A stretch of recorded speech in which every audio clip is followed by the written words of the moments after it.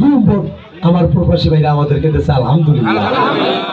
আমার প্রবাসী ভাইরা আছে না, প্রবাসী আমরা বিদেশে থাকে, ওরা নিজের কামাই করে খায়, কারো কাছে হাত পাতে না। এই মানুষগুলো দরকার আছে দেশে কি হয় না হয় এটা জানার দরকার নাই, নাই আমার নাই, আসলে নাই।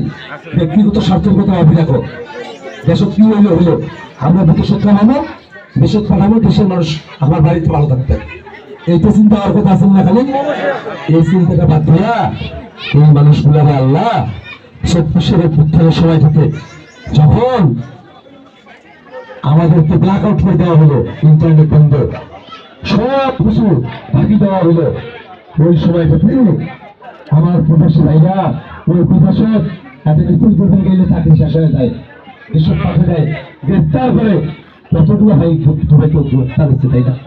এরাও জোর করা দিচ্ছে কত মানুষ।